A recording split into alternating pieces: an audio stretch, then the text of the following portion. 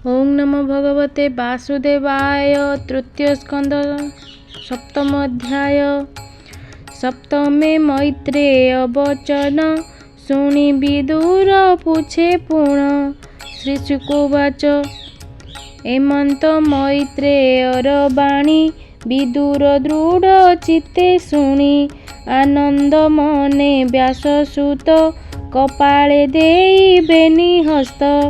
रोम पुलक तार देहि पूछे मैत्रेय मुख चाहि।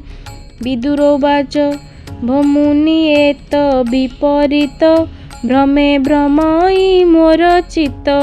से हरि स्वभावे निर्गुण चिन्मात्र परम कारण। लीला विहारे गुण क्रिया कि रूपे सर्जे तार माया। बालक क्रीड़ा भाव जेने एत न घटे अनुमाने। इच्छा स्वभावे खेल तार एनो हे मोहर गोचर। जे निद्रागत निज सुखे से किंपामी से एते दुखे। जे गुणमयी माया बळे विश्व सर्जई अवहेळे। पुनि पाळी न करे अंत व्यापारी पुरुष जे मंत। जे जीव आत्मा ब्रह्ममये किंपा अविद्या संग हुए। कर्म करई नाना मते जे देश काल पात्र अर्थे। केमंते सृष्टि से करई से कर्म ताकु न लागई। से एक सर्व आत्मा गति सकल क्षेत्रे तार स्थिति। जे कर्मे दुख क्लेश पुरे से किंपाए कर्मे विहरे। अज्ञान संकटे मो मन पड़ी भालई छन छन। एणु मो मने जेते खेद ज्ञान झड़गे मुनि छेद। श्रीशुकोवाच कहन्ति शुक मुनिवर शुण परीक्ष दंडधर। एमंते विदुरर बाणी सानंदे मैत्रेय शुणि। विष्णु चिंतन अनुरागे हसी कहन्ति तार आगे। मैत्रेय उवाच से विष्णु माया मय देहि एमंते मन कुमोहई। ईश्वर स्वभावे विमुक्त तार बंधन माया मात्र। जे सने स्वप्ने अनुमान हुई मस्तक छेदन। से रूपे आत्मार बंधन असत्य सत्य प्राय जान। एमंते विष्णु माया बळे चंद्रर छाया जेन्हे जळे। जल कंपन्ते से कंपई से जेन्हे ताकु न लागई। तेमंते जीव माया बळे आत्मारे न रहे निश्चले। जोगिए जोग ध्यान बळे आत्मारे रहन्ति निश्चले। विष्णुर पाद सेहि मते जीवा चिंतन्ति अविरते। इंद्रिय तांकु न लागन्ति अंतरे निश्चले रहन्ति। ताहांक देहे क्लेश जेते दहन हुअन्ति समस्ते। एणु कृष्णर गुण गाथा जे शुणे जे अभाव कथा। अशेष क्लेश तांक देहे दहन हन्ति तृण प्राये। से हरिपाद पद्म गंधे चित्त लोभित मकरंदे। नित्य पिबन्ति भृंग प्राय तांकु न लागे जम भय। विदुरोवाच भमुनि तुम्भ वाक्य असि मो मन संशय विनाशी। जीव परम बेनि भावे चित्तम प्रवेशिला एबे। अविद्या मूल ए संसार सत्य ए वचन तोहर।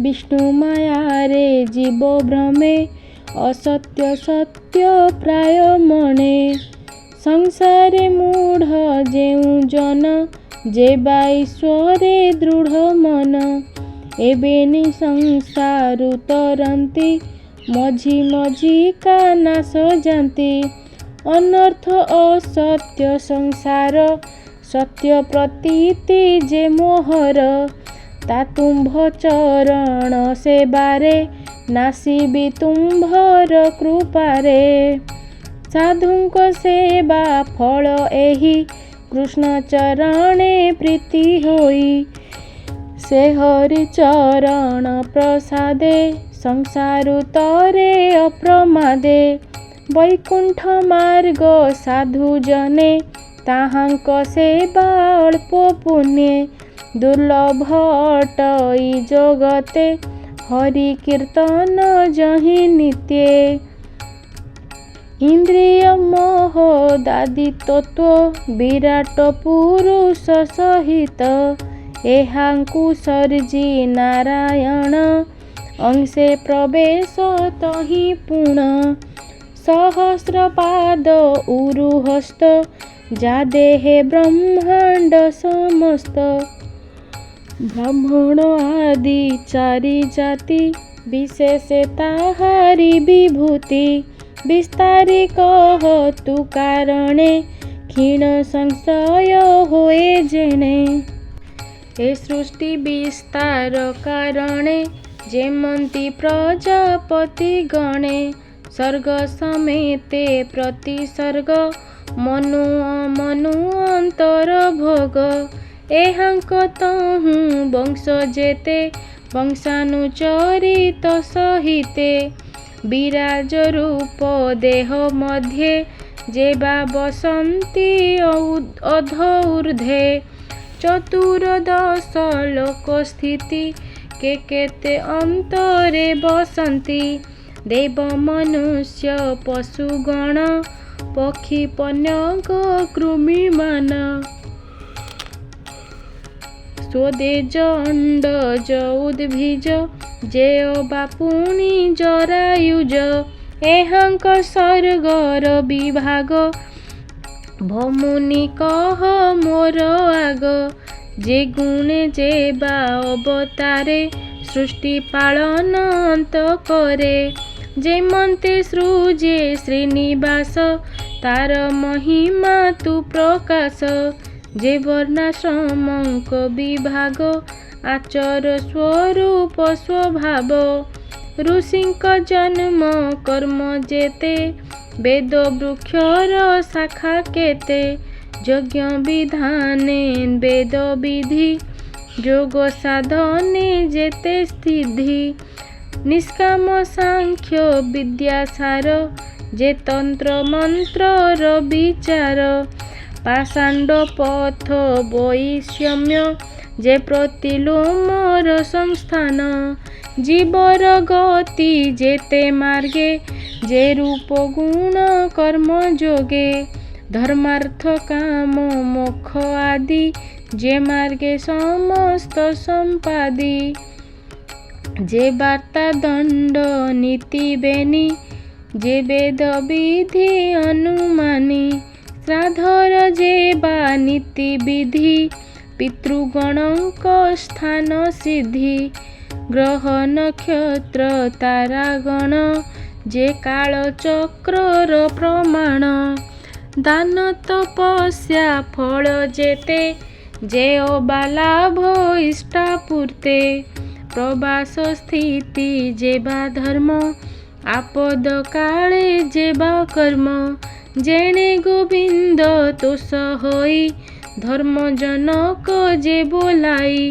से हरि प्रसन्न जे मन्ते भमुनि कह दया चिते सेवक शिष्य ऋषि गणे ज्ञान कहन्ति साधुपणे जे पुत्रे पिता तोष होई स्वधर्म मते शिक्षा देई पचारो बा न पचारु दीन बचल जेणु गुरु तत्व प्रलय केते मते सृष्टि रे संचरई जेते ବିରାଜ ରୂପେ ଦେହେ ଥାନ୍ତି ପୁଣି କେମନ୍ତେ ଲୀନ ହୁଅନ୍ତି। ଆତ୍ମାର ସ୍ଥିତି ଅବା କାହିଁ କିବା ସ୍ୱରୂପ ପ୍ରକାଶଇ। ଯେ ଗୁରୁ ଶିଷ୍ୟଙ୍କ ସମ୍ବାଦେ ଜ୍ଞାନ ସାଧନ୍ତି ମୋକ୍ଷ ସାଧେ। ଏ ଆଦି ଯେତେ ପ୍ରଶ୍ନ ମୋର ପଣ୍ଡିତ ଜନେ ଯେ ଗୋଚର।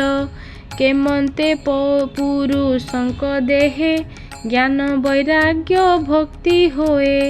ଏ ଯେତେ ପ୍ରସନ୍ନ ମୋହରି ହରି ମହିମା ଇଚ୍ଛା କରି।